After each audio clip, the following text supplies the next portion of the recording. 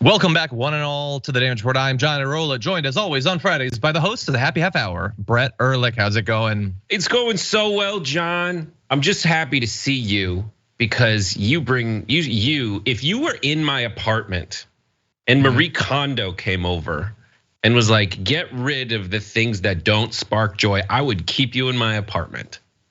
Thank you. You are not cluttered, John. You're a person who sparks joy in me. I don't think that I'm clutter. I think that I'm like a niche knickknack. I think some people appreciate it. Most people would be like, do we really have space? Anyway, thank you for being here, Brett. Great to have you here, especially because we have a lot of news that we're gonna be talking about. As much as I would just love to talk about, I don't know, what's going on in your life? Attack on Titan, what's important to you these days? Right now, I'm watching a lot of Brooklyn Nine-Nine. I forgot how fun that show was. And I've been doing that. I've not really watched it. I've heard very good things. As I'm sure I've told you 10 times, my wife appeared in an episode of Brooklyn Nine-Nine. I don't know which one. I don't know if you've seen it yet, but I've seen it. But anyway, before. You did? Oh, okay, well, cool. Okay, everybody, we do have a lot that we're gonna talk about, mostly Brooklyn Nine-Nine, but probably a little bit of Dune as well. Anyway, imagine if that was our show. How great would that be? Was your question yesterday about whether people like the original Dune, like the 80s Sting Dune? No, the new Dune movie that just came out a couple years ago. You said first Dune movie. In your frantic, someone frantically asked. Anyways, I panicked. But I hate it. I hate the old dirty Dune, the old Kyle MacLachlan dirty Dune. I don't like dirty Dune. I like sandy Dune. I don't like dirty Dune. I don't like grimy, like early 80s. Like, we don't have CGI, so let's make everything just kind of gunky. Sure, I think that was a really 80s thing in sci-fi as well as fantasy. Yeah, like I gross, think it was just make everything dirty. But no, I agree. Look, honestly, I would say of both the 80s one and the current one, I don't like sand. It's gritty and it gets into everything. But anyway, we do have news to talk about. We're not just talking about that. So the Supreme Court has been doing stuff almost universally bad stuff. So we're gonna be responding to that in just a little bit. We're also gonna take a look at what Biden is saying about it and what he might do about it. Probably lots of stuff, if I had to bet. But anyway, besides that, we've got what looks like a threat against the life of the Obama family. Marjorie Greene doing a seditionist cosplay, that's fun. Ron DeSantis, very popular in Iowa, sort of in a very dishonest way. That's gonna be a lot of fun, and then more serious news after that. Maybe we'll have a little bit of debate about the trial that just closed, having to do with the shooting in the Marjorie Stone and Douglas shooting that happened. All that's in the first hour. In the aftermath, we're gonna be talking about AI content. It's coming in a big way to some of the biggest sites on the internet. And then of course we have our garbage people of the week, which will be a lot of fun. So tune in for that. And if you're on one of the linear platforms, if you're listening to the podcast and you'd like to hear the garbage people, which you should, go check out the YouTube channel. We put them up every week. Along the way, hit the like button, share the stream, send us comments. Brett, with that said, you ready to do this thing? Whether I am or not, you've been more than fair. I try to be. Okay, with that, let's jump into serious news. Tens of millions of borrowers who have massive amounts, in some cases, of student debt will not have that debt relieved thanks to a decision from the Supreme Court earlier today. That decision was 6-3 with the 3 liberals in dissent. That is a sentence that you should get used to. 6-3 with the liberals in dissent, and poof, there goes progress. Poof, there goes what you would have imagined were the consequences of Republicans being unable to win national elections. Isn't it weird that they still get their way almost every time? So let's talk about the specifics of this. You might recall that up until this morning, borrowers who qualified for the relief plan would have been forgiven for loans up to $10,000 for individual borrowers who make under $125,000 per year, or $20,000 for Pell Grant recipients. As of right now, more than 45 million people across the country owe over $1.6 trillion. This would, of course, not gotten rid of that, but it would have taken out a significant chunk of it. Already 26 million people had applied for student loan cancellation, or had already provided enough information that the education department deemed them to be eligible. Every one of those people potentially looking at a life-changing financial decision, and now gone. Maybe they were thinking about the possibility of buying a home or a new vehicle, starting a business, changing cities, changing careers, all of that. Maybe just being able to work towards something rather than to just relieve the seemingly never-ending, and in some cases, increasing amount of student debt hanging over their heads.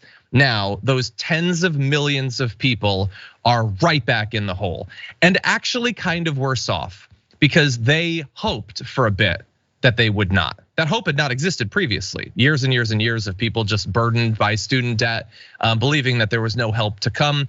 But then briefly it was held out over their heads, and now maybe not.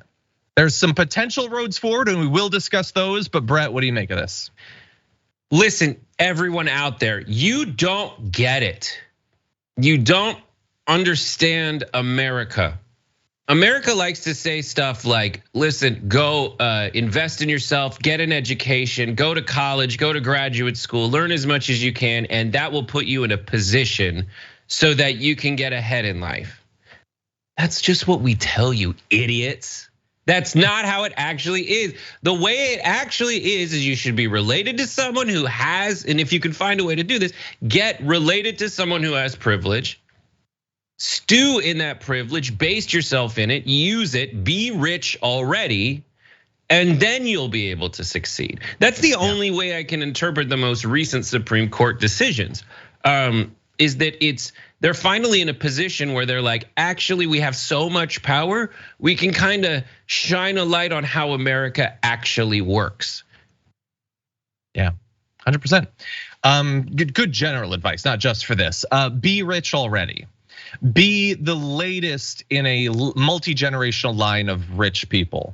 Rich people who are also connected to people who can help you get ahead and probably went to these schools and you can get in. By the way, that of course is still in place. But yeah, but you just need to identify, and this is gonna sound crass, but you need to identify how people's stereotypes of general groups work. Now, you need to go to a prestigious enough university where people just assume you're smart. When they do that, that gets you in when you start talking to other people. I've done it. You just have to do that. But you also have to come from a family in that situation where they can finance that and you don't have to take student loans out so that you can then just live like awesomely. Okay, so if you're writing this down, it's kind of like be rich, but you have to achieve that. And then the other thing that you can't really fall victim to, you can't fall victim to the illusion that you can then take a job in an industry that is fulfilling to you in some kind of intellectual or spiritual way. You have to take a job in an industry that generates more wealth for the people who kind of already knew about all these secrets that I'm telling you about. You just have to do that. You have to mortgage your soul and kind of the planet so that you can get a job in an industry that pays you a lot, like the fossil fuel industry and any kind of major industrial investment that you can reap the benefits of without having to work in that factory that kills the employees and the people who use the streams around that building. And that's the kind of, I had a suspicion this is how America worked, but this last week really solidifies that for me. Yeah, it's a lot of blows coming in quick succession. By the way, we're gonna move into dissents in this, but also if anybody's keeping track, you can add this to the pile of pieces of evidence proving the lie of supposed right-wing populism. They hate the elites, they really do. That's why they've shut down student loan forgiveness definitionally for people not making a lot of money, but maintained all of the routes of access for people who are well-connected and wealthy, who are almost guaranteed their spots because their grandpapa went to one of these universities. Isn't it weird that they're fine with that, but they don't like the loan forgiveness? Anyway, there are a lot of negative reactions, as you might expect, to the SCOTUS's decision when it comes to student debt. We have some pretty strong dissents, including from Elena Kagan, who says she was scathing about the majority's invocation of the, quote, major questions doctrine, which we've seen come up quite a few times in the last few years, and you'll probably see a lot more coming up, which the court's conservatives have developed as a basis to give judges the power to strike down regulations and other actions if they say Congress was not explicit enough in authorizing them. She described the doctrine as made up, and the reason she did that is because they just made it up recently. It's not even like, hey, it was a made up thing back in the 1880s that they're resurfacing. No, they just made it up recently because it's convenient for them. It's specially crafted to kill significant regulatory action by requiring Congress to delegate not just clearly, but also micro-specifically. There, she's referring not just to this, but also when this was used previously to limit the EPA's ability to regulate certain types of emissions. This is a standard that has never before been applied by the Supreme Court, but is now being applied by the Supreme Court specifically to stop the government from doing anything that might mildly inconvenience the rich and well-connected. Justice Kagan's dissent also accused the majority of exceeding judicial propriety by taking the case at all, rather than ruling that Missouri had no standing to sue because it did not suffer any revenue loss, however much it opposed the student loan relief program. Quote, no proper party is before the court. A court acting like a court would have said as much and stopped. That's what a court acting like a court would have done, but a court acting like the court of last resort for the wealthiest people in America probably would act exactly like this. Right, in all seriousness, this is the thing that is really the death knell of all these weird ass suits that people try to use to get to the Supreme Court to overturn things, is standing. You're not suffering, Missouri. Who's suffering? How is anyone suffering? That argument is an argument against any kind of tax.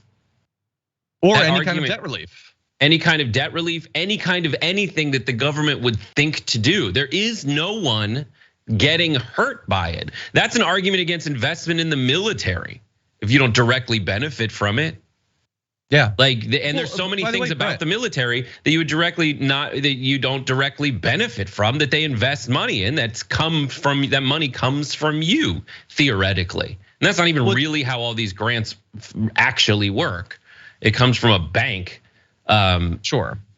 But the other thing that this is an argument again, that insane important questions, major questions doctrine is poorly. It's like, even if you're making up a fake name for a fake doctrine, don't call it the major questions doctrine. Use some Latin or something to kick up more of a smokescreen. And you know what? Exactly. You know what fails the major questions doctrine? The Bill of Rights. The Bill of Rights doesn't take into consideration how, first of all, the Second Amendment is so dumbly worded that it wouldn't pass the important questions doctrine. None of that would. There's so many major questions that are not answered by that, and we answer them every day. It's insane that the Supreme Court would weigh into that, and you can tell that in the way that the justification for their most recent decisions either says, yes, I believe in laws passed by legislatures, or no, that's not it, I'm gonna weigh it in, even though the legislature was like, no, we went through the actual process you're supposed to go through. Yeah, well, look, there were multiple, they were only really ruling on one of the two sort of paths to challenging this. Both were BS. The state one of, we're gonna lose out on revenue doesn't literally make any. You could use that to invalidate virtually anything the government does. The PPP loans, I know I think people have invoked that, but I think they've invoked it in the wrong way. Many of the businesses in these places, had they not gotten the loans, might have had to take out loans at the state level and paid interest and fees on it. Because the PPP program existed at all, they didn't do that. So the state, in the case of state loan programs or private businesses at the state level, lost out on potential revenue. There, you can't do PPP. It's ridiculous, it doesn't make any sense. And then the individual thing of, I don't have student loan debt, so I'm being harmed because I'm not being benefited, is again, that's a justification for virtually no program to exist, because there is no program that benefits everyone equally in the exact same way. Everyone can claim damages as a result of that. It makes no ideological sense. They know that, but they also know that there's nothing we can do about it. They have 6 spots. They're gonna have six spots for a long time. That's just the way that it is.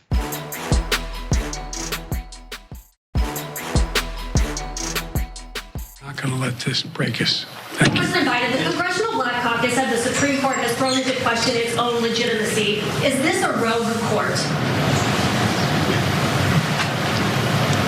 This is not a normal court. term limits for the justices, sir?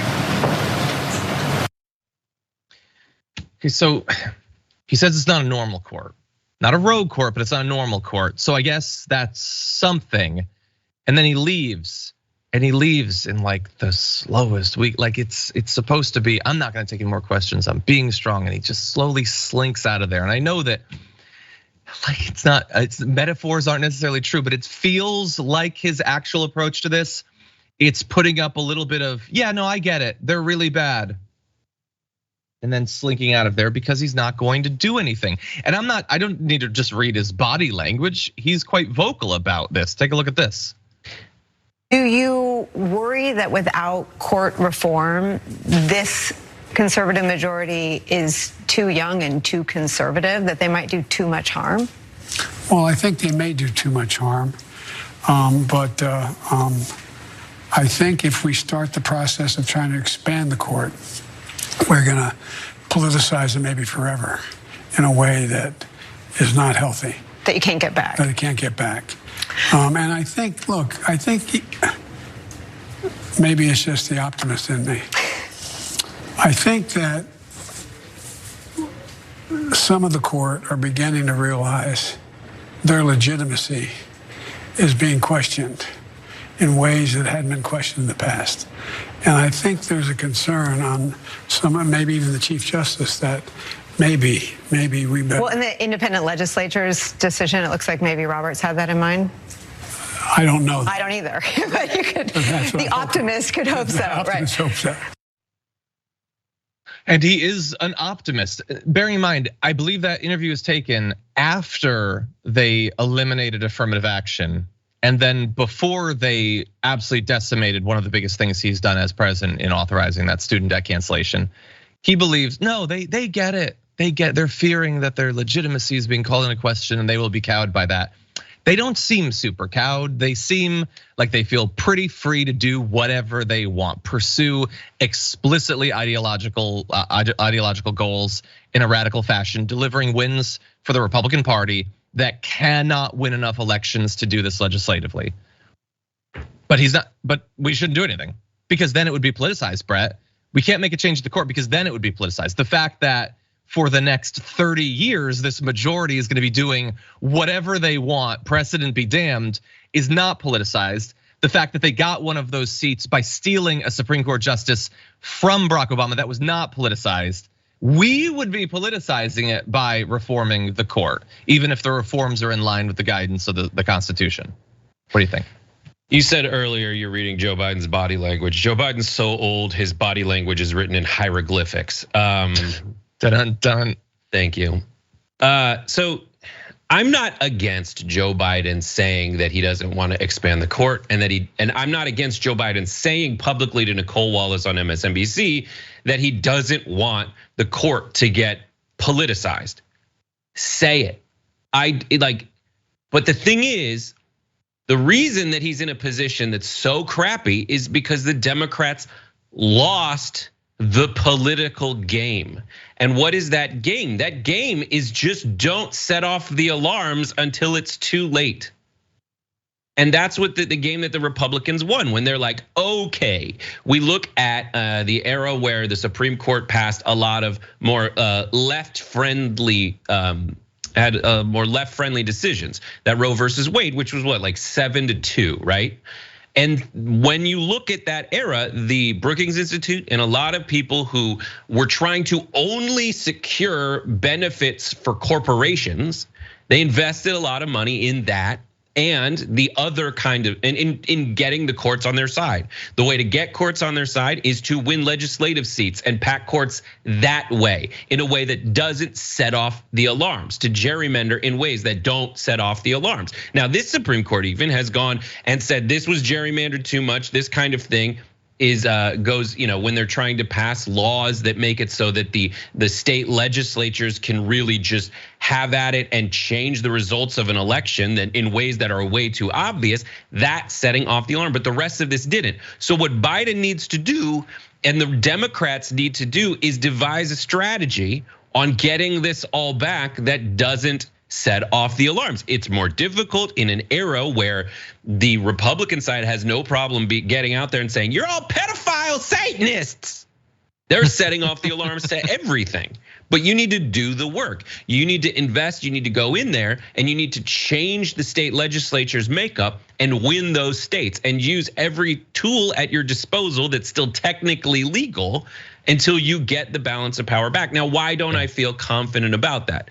I don't feel confident about that because of who was in that interview and how it's a microcosm of discourse in America right now. Because what you see is a softballing McSoftballington interview between the president of the United States on the Democratic side and Nicole frickin' Wallace, who was like the press secretary for George W. Bush. What you have is establishment, Venn diagram synergy. And all the interests of the regular folk who are just trying to make to get by financially in America, they're on the outside. And it gets even more frustrating when inside that circle as well, just because of the mandate of trying to get a majority, is like this religious right bigotry, hate mongering group that's just there so the Republicans can shore up their voter base and accomplish all those things that they were trying to do without setting off the alarms. Yeah. I think the softball, there's a character in there for you, the softball guy. You're gonna have to work on the name a little bit, but I think that you could potentially have something. Look, outside of body language, Joe Biden is saying that he's going to announce new actions to protect student loan borrowers. We'll almost certainly do that, but what? What will those be exactly? Will they be incredibly tailored, incredibly limited? Scared of his own shadow? It's entirely possible. Bear in mind, they don't need to be. There are people who are now boosting alternative paths that he could take that should be well inoculated against Supreme Court involvement because there's a long historic precedent for them. But I also, as I read these tweets from AOC, I want you to bear in mind, there were people saying this years ago, saying that this is the path he should have taken, but AOC notes, it's very important to note that this SCOTUS ruling does not remove Biden's ability to pursue student loan forgiveness. The Biden admin can use the HEA, the Higher Ed Act, our position from the start to continue loan forgiveness before payments resume. They should do so ASAP. Just last year, the Department of Education forgave $6 billion for defrauded students. Trump completely wiped out debt for disabled veterans. Neither program was challenged nor overturned. We still have the power to cancel and we must use it, or we're looking at an economic crisis for millions of people. And again, in particular, with an election coming up next year, Biden has one of a couple different paths forward. He can either fight to the extent of his power to make sure that he does what he promised he was gonna do, which is this more limited student debt forgiveness, far more limited than people were pushing for from the left, or he can just sit on his hands between now and next year and send us a different type of strong signal to voters, young voters who supported him in 2020 and in the midterms that were crucial in both of those races. He can either do something or he can do nothing. And legally, constitutionally, there's a very strong case for him to do something, but we will see.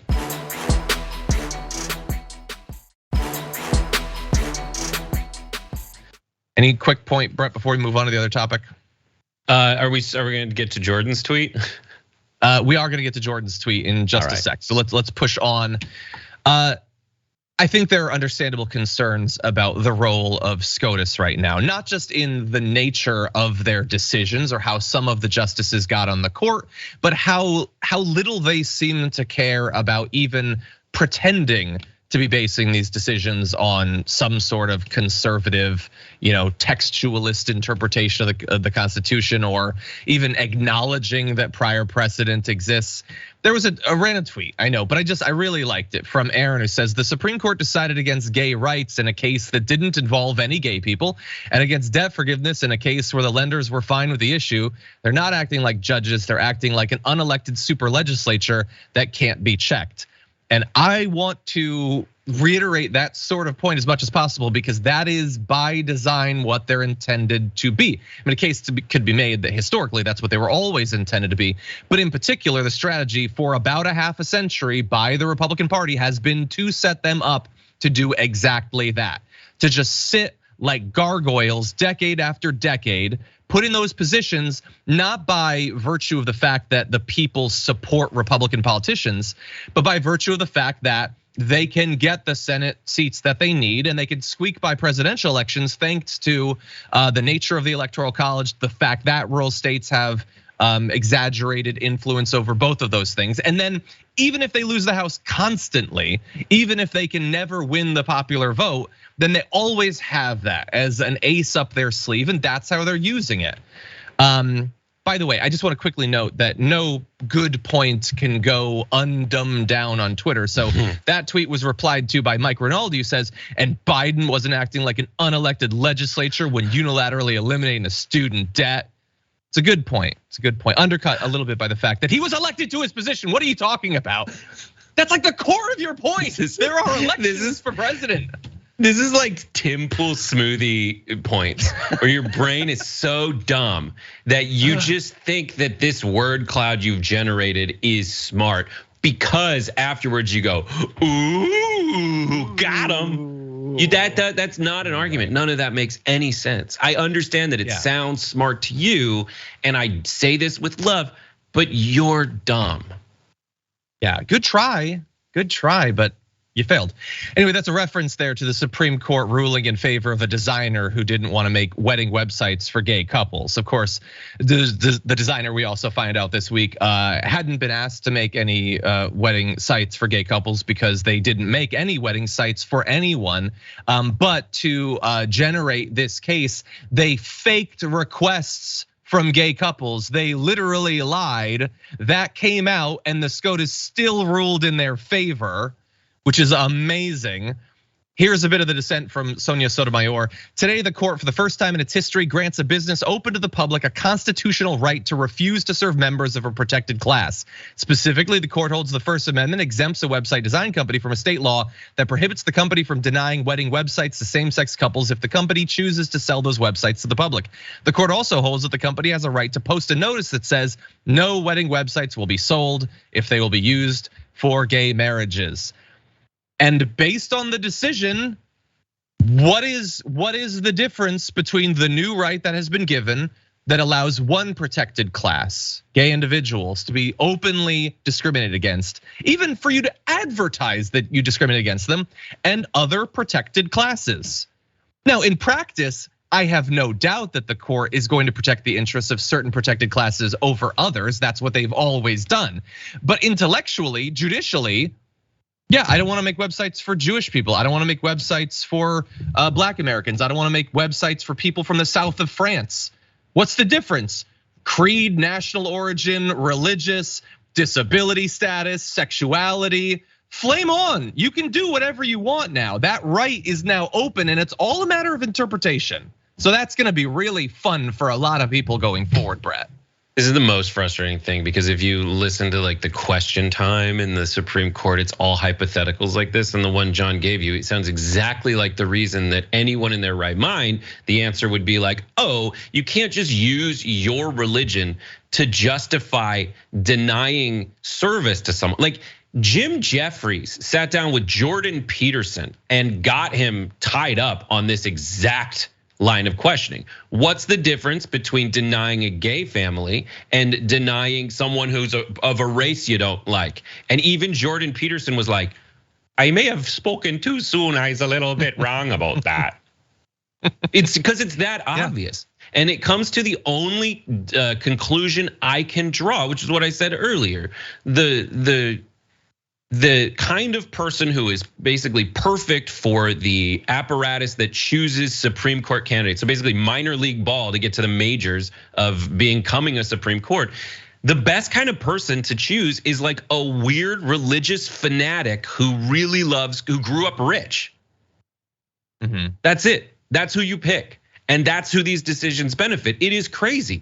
Like if I start, and that's why I love the Church of Satan, unfortunately named, but the Church of Satan always is just like, all right, cool, we're a religion, and we think we should deny service to all Christians. Yeah, 100%. And how does that make you feel? And their brains just turn into jello, as if they weren't already. Yeah, because it's just insane. What kind of an America do you want? Do you want an America where you can make up BS reasons that your religion doesn't actually state, that you just made up? so that you can be discriminatory to other people. That's not an America I want. No one's foisting this upon you. You can still go think that they're evil people, but you can't refuse them service in a way that puts gay people, right, being gay, up there with something that's as disrespectful to your establishment as wearing no shoes and no shirt. Yeah. The entire thing is just incredibly frustrating. Get him, John. Let loose.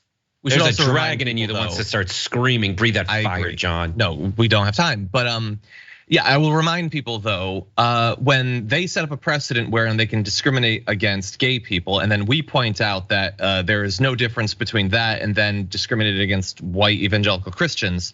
The issue with that, it's true, it's right, but also it might bother some of them briefly, but bear in mind, they're not trying to set up a principle. They're trying to set up a position of superiority. They are perfectly fine with the system allowing discrimination against gay people and explicitly banning discrimination against evangelical Christians. They're not interested in setting up a standard that applies to everyone. They're interested in a system that elevates their inherent born demographic characteristics. That's it. And they admit it when we ask them. But that doesn't change the nature of the Supreme Court. And the fact is, when Michael Schur and David Schuster go to these rallies and ask the voters what they want, they admit that straight up. It's a good point. Okay, very fast before we move on, Jordan has a great thread that everyone should go to Twitter and look at. The Daily Caller, right-wing rag, puts up this tweet: the Supreme Court has blocked Biden's student loan giveaway. See, it's a giveaway. These students think they should just be given money. And he points out the hundreds and hundreds and hundreds and hundreds of thousands of dollars that were given and then forgiven to the Daily Caller. A giveaway to the tune of over $1 million in freebie money. But again, they're fine with the hypocrisy because the system allows rich people like them, backed by millionaires and billionaires, to get free money and then crush students under their heel. It's good. It's good work by Jordan. By the way, he's also, the thread is him taking all these Republican congressmen who are like so happy about this and then pointing out all of the hundreds of thousands that they got in those loans. It's true of virtually all of them. So everyone go check out @JordanEwell. Yeah, and I would just want to say, like, in this situations, corporations aren't people, I guess. Like, you don't want to forgive people for their for their loans, but you do want to forgive corporations. I thought corporations were people, and if you're treating all people equally, you would forgive them all, I guess. They're in situations that are unfair explicitly, like COVID, and then just the insane position that everybody's in when they have to they want to go to college to get ahead, but it's so damn expensive because of the same kind of things that cause inflation now, which is kind of like greed. 100%. Okay, we're gonna take our first break, everyone. Lots more to get to. Don't go anywhere. We'll be right back.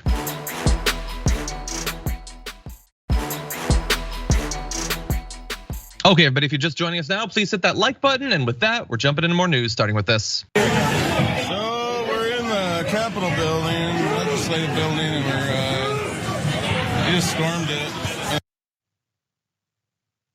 So that is an individual, 37-year-old Taylor Taranto of Seattle, Washington, as you can tell from the video, participating in the insurrection on January 6th. Well, why would we be talking about a particular insurrectionist this long after January 6th? Well, he popped up once again in the news, this time a fugitive being pursued by the Secret Service. See, the Secret Service spotted him within blocks of the home of Barack Obama and his family. According to law enforcement, Taranto fled and Secret Service chased him. He was running toward the Obama home, but was apprehended before reaching it. Now that by itself isn't necessarily suspicious. People go near the home all the time. In this case, he had a van that was parked close to where he was arrested. There were multiple weapons in it and materials to make some kind of explosive device akin to a Molotov cocktail. It had not yet been assembled, according to law enforcement sources. He had said he had explosives, but first responders only found the materials to make them. According to senior law enforcement official, he'd apparently been in the Washington, D.C. area for a couple of months, seen camping out in his van near the D.C. jail where many of the January 6th defendants were being held. I guess he felt some sort of continued affiliation to them. Some of his live streams were apparently posted while he was in the D.C. area. Here is actually one of them. It's rough stuff, but take a look. That's it. That's as far as you can get with the First Amendment. Get it? To Tony Podesta's house. And John Podesta. And we didn't get an interview. But that's a start, right? See how it works? First Amendment. You just say, First Amendment. I control the block. We got them surrounded. Yeah, so look, wanting to go protest outside of the house is someone notable, Tony Podesta or whoever, is definitely a thing. And you can have debates about frustrations, about First Amendment rights being curtailed. The issue is when you want to go way beyond First Amendment rights and you want to get into the area of violence. When you in particular continually come back to this slogan of Gotham surrounded. Actually, in the lead up to what just happened in the news, I think that's a Blee. I think that's on True Social, and it references a 2017 opinion piece by Phyllis Schlafly that Donald Trump posted that had had information allowing you to find where the Obamas lived. So I don't know if that's originally where this guy got that information, but he apparently was at least promoting that Trump had allowed you to know where the Obamas were, and. Look, again, like you can be frustrated with Obama or any politician, but when you're stockpiling weapons and materials to make explosives and then camping outside of their house in a van and talking about having them surrounded, I think a lot of people are gonna have a problem with that. What do you think, Brett? Yeah, I love this, like he laments the First Amendment's protections, but I'm sure if anyone were to talk about like, someone comes onto your property, what are you allowed to do? You're allowed to put a bullet in them. Like, though they don't understand the inherent hypocrisy in their position. No one does. No one likes admitting they're a hypocrite. That person just wants to feel awesome all the time. And that kind of menacing should be illegal. I don't think people should go to anyone's house. I think it's just the worst thing you can do. It's one of the worst. In that it's not actually the worst thing you can do, but it is a bad thing. You should not go to people's houses and stand outside. There's tons of things worse, but it's just like it's not good. It's not helping your cause. You can disagree with me if you want, obviously, but. I just think that in this situation, the focus needs to then go back to the people who are encouraging them. I think what this guy's doing is bad, and I think those who encourage him to do stuff like this are horrible. They're the truly evil people in this world, are the ones that know exactly what they're doing. They know exactly whom they're emboldening, and they know that their stated reason for doing it is different from their actual reason for doing it. In these situations, Trump and Marjorie Taylor Greene, their actual reason for telling you to go to someone's house is just to have the craziest supporters do the craziest things, not to make America better, not to make America great, not to make America safe, but just to menace the people that you determine to be your enemies, not because their policies are bad, but because they're a threat to your own power, which you will defend by sending your minions to people's house. 100%. Yeah. He claimed in one of his live streams that he had a detonator. Also, Molotov cocktail, you mean this guy had a van full of booze and rags and bottles? Yeah, I don't know. Look, that's a good point. If he had detonators, then that goes beyond just booze and whatever. Again, if he, imagine, if you will, he succeeds in burning down or shooting up the home of the Obamas. Whatever, I don't know if that's what the plan is. We will wait to see what happens with charges and all that. These are at this point allegations. There's some live streams and other pieces of evidence that seem to indicate it, but whatever. We're still at the early phases of this. If he had succeeded and he had literally murdered all of the Obamas, do you think that Fox would be a full day of, oh my God, we've gone way too far. This is unacceptable. Everybody needs to rethink the way they're talking about this. And we may disagree with these people, but obviously violence isn't acceptable. We've crossed a line we should never cross as a nation. Who the hell thinks that they would say anything like that? They would say this what's his name? Taylor Toronto, probably trans activist, probably leftist, it's Antifa, blah blah blah, conspiracy theory nonsense. There is no line we can cross that they will back off from their promotion of violence as a solution to their political problems, or at the very least a distraction from solutions to political problems. Okay, we're talking about encouraging violence, normalizing violent imagery and words in politics. We have an example of that. Marjorie Greene has a new podcast. Why not? She had a live show, now she has a podcast. She doesn't have anything else to do with her time. And when you have a podcast, you do promotional photos for it. So here's hers. It's for Battleground with her little logo with the sword. Yes, so she is in, I don't know, some kind of Hummer or something like that, posing outside of the Capitol with some sort of massive Terminator 2 inspired weapon or something. Because you get it? She's not just a politician who's trying to pass legislation and there's Democrats and Republicans. No, you roll into the Capitol in a Humvee with an assault rifle or a machine gun because it's a battlefield. And of course, this is not the first time that she's done something like this. She had, of course, said, why don't we play the video actually of similar sorts of words about violence in DC. Take a look at this. January 6th happens, and next thing you know, I organized the whole thing along with Steve Bannon here. And I want to tell you something, if Steve Bannon and I had organized that, we would have won.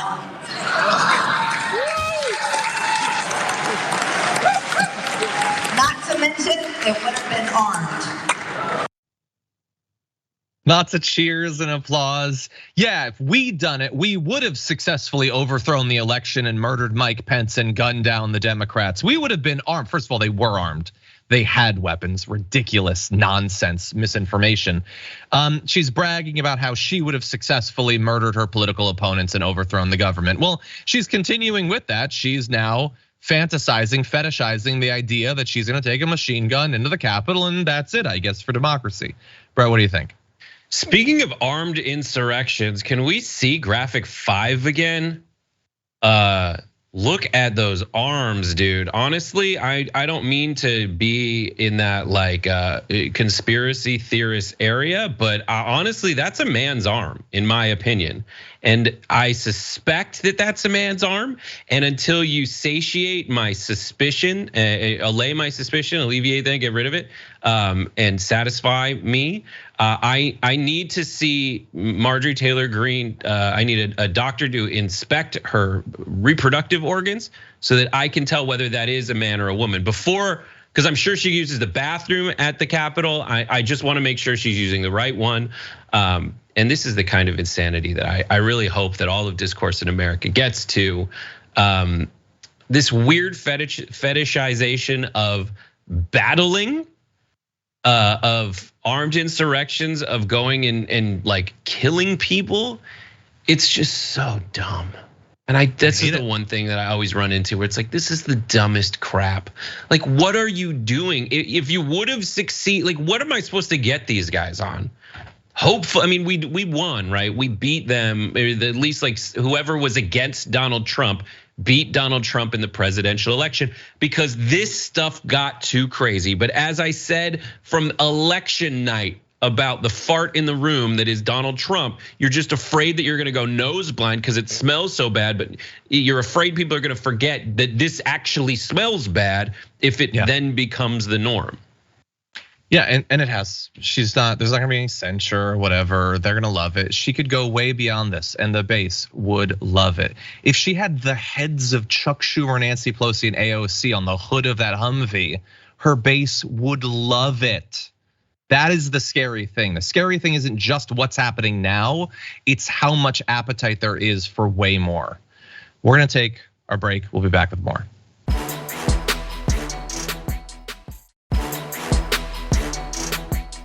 Ron DeSantis is now in hot water with a Republican county group, and for only about the most humiliating reason. You see, he's trying to use his super PAC, Never Back Down, to project strength and emphasize how much support he has in Iowa. But the Muscatine County Republican Party is not buying it, and I think they've got a pretty good case to make here.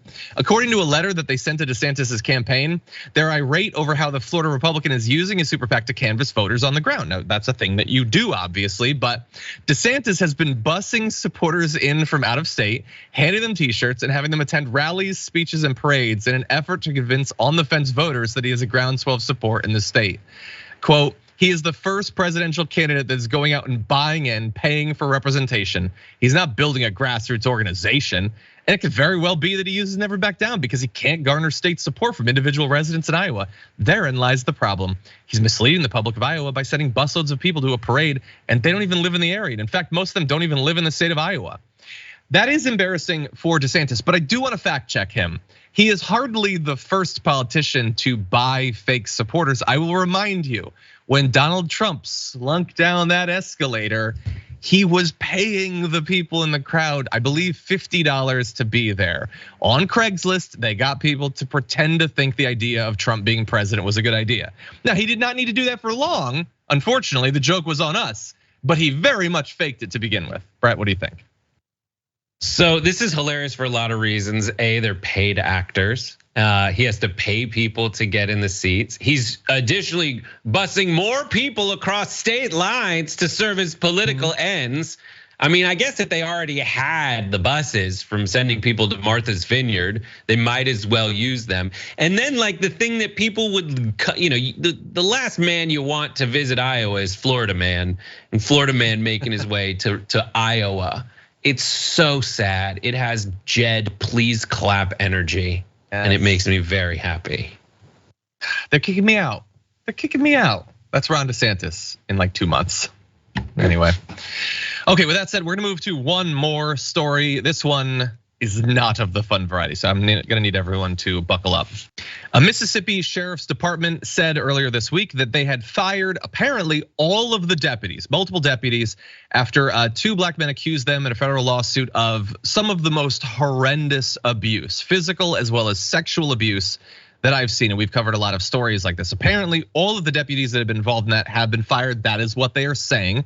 We're gonna give you the details, but as I said, very rough stuff, so understand that going in. Michael Jenkins and Eddie Parker, who had lived together at the time of the alleged assault, they're the 2 victims in this case, claimed in the lawsuit that deputies entered their home without cause or warning. Despite that, the deputies beat, waterboarded, stunned, sexually violated, and attacked them with racial slurs. They said that they lobbed a number of different race-based insults at the men, angrily accused them of dating white women.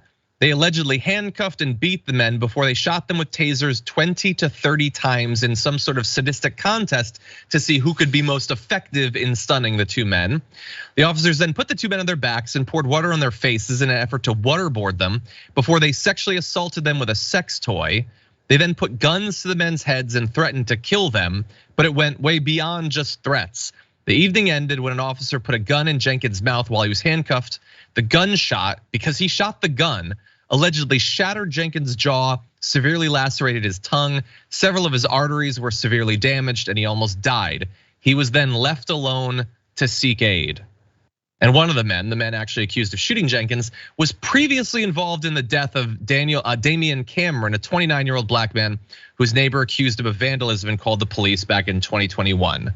So if these allegations are true, he took a brief break before once again trying to kill someone. They have been fired, but thus far, that's all I've heard of it, Brett.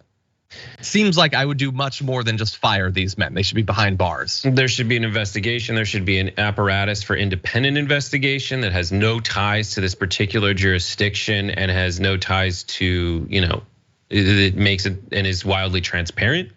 So that they can have this investigation that could lead to a grand jury, that could lead to criminal charges against them, through the normal process of the law that is made free from bias toward the exact, the law enforcement officials, because they're all law enforcement officials. I think that's pretty clear. I think that's pretty obvious, and it shouldn't take this second instance to let someone back in. Like, it's so horrible to me that like the optimism of rehabilitation and lack of recidivism is extended to bad cops more than it is to people that aren't cops, and that's horrifying. And it takes place in the police force, and it takes place in the priesthood as well. And I just think it's absolutely sick. And I don't see anyone who would be against anything that I say acting in good faith. I don't think all cops are bad, but I think that this exact thing typifies what people hate the most about the culture of policing. 100%. That it wasn't just a lone thing, that they did it together.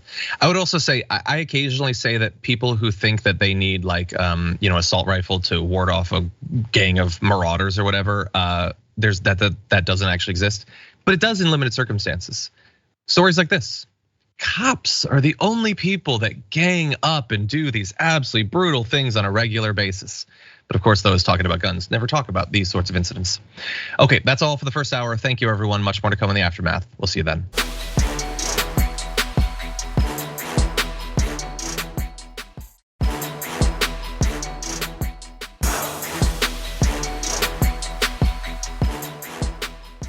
Thanks for listening to the full episode of The Damage Report. Support our work, listen ad-free, access members-only bonus content, and more by subscribing to Apple Podcasts at apple.co/TYT. I'm your host, John Iadarola. I'll see you soon.